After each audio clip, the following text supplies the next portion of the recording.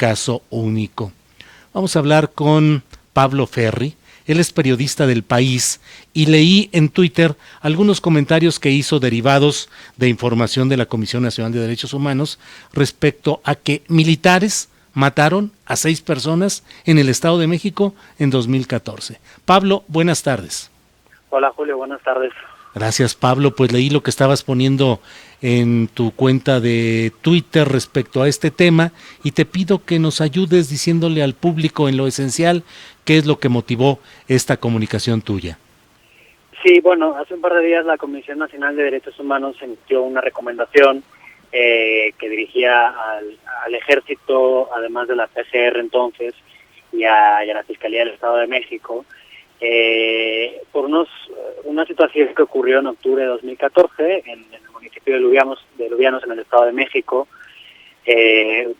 Según dijo en su día la Secretaría de la Defensa, hubo un enfrentamiento entre militares y civiles, y los militares acabaron repeliendo, como dicen ellos, la agresión, y muriendo seis agresores. Esto siempre usando sus términos, ¿no? Sí. Lo que dice la CNDH es que en realidad los presuntos agresores que se iban armados no accionaron sus armas, que fueron los militares quienes sí lo hicieron y que en algunos casos les dispararon por la espalda, de forma que se rompe de nuevo la narrativa en la cual el ejército es atacado y los militares solo están repeliendo agresiones. Esto ocurría además en Lubianos, que es un municipio muy cercano a Tlatlaya, claro. Son vecinos, y ocurría además apenas 3 meses y poco más después del presunto enfrentamiento, también de acuerdo a la versión que dio en su día la Secretaría de la Defensa, entre militares y civiles en una comunidad de Tlatlaya, de San Pedro Limón, un enfrentamiento que según el ejército había ocasionado 22 víctimas del lado contrario y ninguna de su parte. Esto, pues, según la CNDH y también la PGR después, era una vil mentira, y en realidad lo que había ocurrido es que después del enfrentamiento los militares habían ajusticiado a los supervivientes, entre 8 según PGR y hasta 15 según la cuenta de la CNDH. Y además, una cosa importante, Julio, también es que los militares de uno y otro caso pertenecían al mismo batallón, que es el 102, que tiene sede ahí en el Estado de México, y ocurrió en un periodo de tiempo muy determinado. Y esto en un contexto, y creo que esto es importante señalarlo, en que al menos los militares que estaban destacados en la base de operaciones de San Antonio del Rosario, esto es como una especie de destacamento que no está en la misma sede del batallón, sino que está desplazado a otro punto del Estado, bajo la influencia del mismo batallón, estaban actuando de acuerdo a una orden de operaciones, en la cual uno de los puntos decía claramente, y esto es un documento que consiguió el Centro Pro de Derechos Humanos hace unos años, en el contexto de la defensa de las víctimas del caso de Tlatlaya, una orden en la que había un punto que decía que los militares actuarán, no voy a citarlo textualmente por no recordar las palabras, pero básicamente en esencia era que actuarán de noche tratando de abatir delincuentes en horas de oscuridad, ¿no? Entonces, la pregunta ahora, yo creo, es, bueno,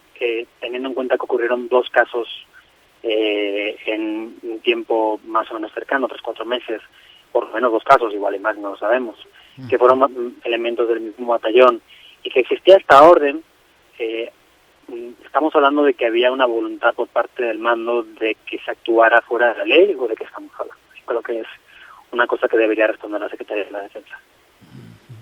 Todo esto, Pablo, pues forma parte finalmente de algo que tú y Daniela Rea han documentado en un libro denominado La Tropa, en el que se preguntan por qué mata un soldado, y en el cual mencionan que en poco más de una década la Comisión Nacional de Derechos Humanos ha recibido más de 11,000 quejas por presuntas violaciones a derechos humanos cometidas por militares.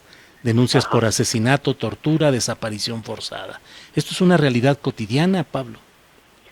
Sí, pues lo hemos visto estos años y en algunos casos ha sido sistemático. O sea, hay un par de denuncias presentadas ante la Corte Penal Internacional allá en La Haya, en Holanda, por situaciones que se vivieron primero en Baja California y luego en Chihuahua, sobre todo durante los años de Felipe Calderón, en que la actuación ya no solo de un batallón, sino de todos los regimientos, batallones, compañías no encuadradas, dependientes de una zona o de una región militar, que actuaban de la misma manera porque las consecuencias eran esas: desapariciones forzadas, asesinatos, tortura, y esto se hizo con el beneplácito, sino con el conocimiento explícito de los que estaban al mando de esas regiones y zonas militares. Y la cuestión es que hasta ahora no nos hemos planteado en serio la posibilidad de que sí que hubiera una política de mano dura encubierta por parte del ejército, al menos en esos años, y quién sabe si después, porque claro, lo que pasa ahorita en el Estado de México ya es en el periodo el sexenio de Peña Nieto, ¿no? En 2014. Uh-huh. Entonces, ¿durante cuánto tiempo y en qué lugares y por órdenes de quién o bajo el conocimiento de quién se actuó de esta manera, ¿no? Uh-huh. Y son preguntas que todavía, desgraciadamente, no tenemos respuesta. Claro. Bueno, pues Pablo Ferri, gracias por esta oportunidad de platicar contigo sobre estos temas dolorosos, lamentables, pero que son de necesaria difusión y análisis públicos. Gracias, Pablo Ferri, por esta oportunidad.